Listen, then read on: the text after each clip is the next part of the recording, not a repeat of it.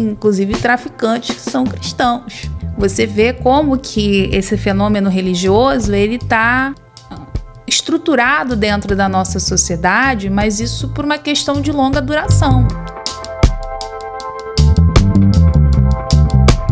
Rafael Lago, por que o brasileiro é um povo tão religioso? Um ponto de partida é entender o fenômeno religioso a partir do processo de colonização. Por exemplo, a tela da primeira missa, eu acho que ela é uma tela muito emblemática para explicar um pouco sobre a história do nosso país. Observem que na tela do Victor Meirelles fica muito clara a ideia de que o Brasil pertence ao cristianismo e aos europeus, sendo descartada ou marginalizada a cultura e os povos indígenas que aqui se encontravam. E trabalharam também com esse mito da terra vazia, isso também é um detalhe interessante. Então essa ideia de terra prometida, terra vazia, isso também eles trabalharam aqui também. Esse é o caso do mito dos bandeirantes, bem sistematizado dentro do Museu do Ipiranga, que internamente apresenta diferentes imagens de bandeirantes como heróis nacionais. Aliás, esse tema foi ponto de estudo do professor Pedro Paulo Funari, que fez os seguintes comentários sobre as propostas ou intenções desse museu. Tunai, o diretor, na época, buscou coletar um grupo completo de artefatos sobre as atividades bandeirantes. 2 quadros são particularmente importantes: a Fundação de São Vicente e a Partida das Monções. São Vicente foi a primeira cidade fundada no Brasil, em São Paulo, em 1532, e o começo da colonização do país não poderia ter ocorrido em outro lugar. A primeira cidade brasileira tinha de ser obra bandeirante. O quadro de Benedito Calixto apresenta a fundação da vila no momento em que a colonização mudou toda a paisagem. Os colonizadores não são mais portugueses, mas bandeirantes. Os índios não são mais autóctones estrangeiros, mas são os servos dos bandeirantes.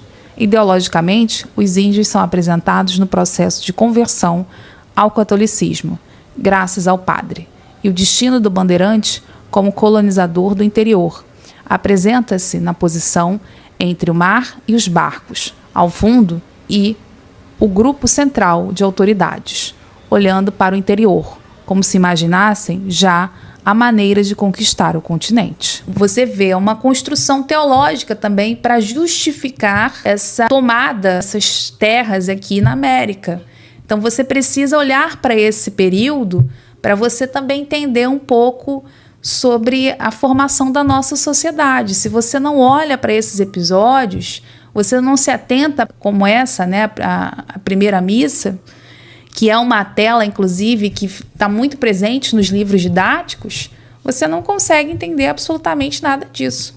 Entende? Então, eu acho que tem um elemento aí complexo por trás. A professora Neide Thelma, ela tem um texto com a Regina Bustamante, que é professora ainda na UFRJ, em que elas falam que nossos livros didáticos, os livros didáticos do Brasil, naquele momento da escrita, eles trabalhavam com um problema em que, às vezes, se destoavam muito da realidade do chão histórico, né, ou que as pesquisas no campo da história vinham apontando. A sensação que passava era que Adão e Eva haviam criado o mundo e os seus filhos eram Cristóvão Colombo e Pedro Álvares Cabral.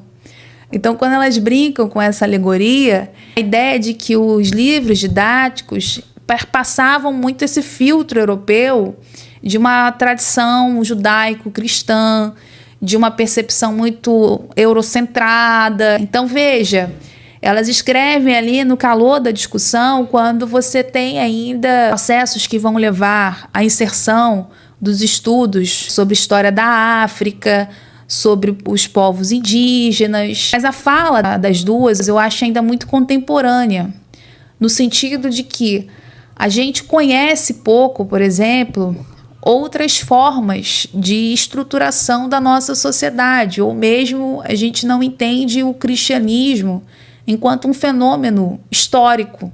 O Brasil, se tem um processo muito próximo de um pensamento cristão, é porque da colonização, ou seja, de 1530, quando a gente tem o processo ali de colonização propriamente dito para frente, o cristianismo construiu marcas profundas que estão na nossa religiosidade, tão popular, que estão no nosso calendário. Mas eu não sei se vocês viram o caso ali na Nova Zelândia, da deputada que iniciou um haka no parlamento em defesa ou como uma forma de crítica a um projeto de lei que é contrário aos direitos dos indígenas.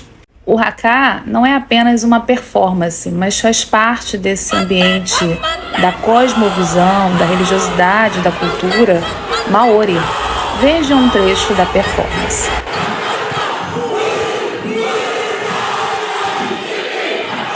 Então veja também como tem essas tradições ali, culturais também enraizadas, que ela remonta e que traz isso ali para o cenário político. Então não é só o fenômeno brasileiro.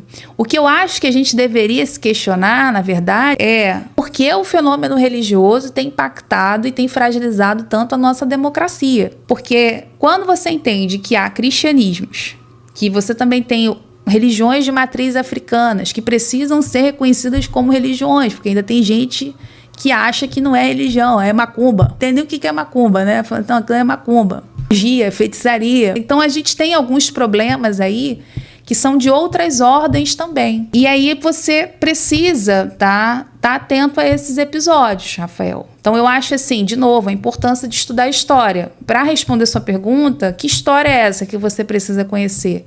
A história de formação da sociedade brasileira, que perpassa desde esse período de colonização, entra ali no período imperial, o período republicano, entende? Então, assim, eu acho que esse é o caminho que você precisa tomar. Entender também que muito da nossa democracia, ela está estruturada em elementos religiosos, né? E aí fica fácil quando você olha para a arte, você olha para iconografias, telas produzidas, por exemplo, pelos artistas advindos da Academia Imperial, depois da Academia Nacional de Belas Artes, que são artistas, inclusive, que saíram, né, da Academia de Belas Artes, que está aqui no Rio de Janeiro, e que formaram, né, são responsáveis aí por obras, por pinturas, trabalhos em diferentes cidades dentro do Brasil. Então, veja, você precisa conhecer de novo a história do seu país. Se você não conhece, você não consegue responder esses elementos, por exemplo. Tem, inclusive, traficantes que são cristãos. Você vê como que esse fenômeno religioso ele está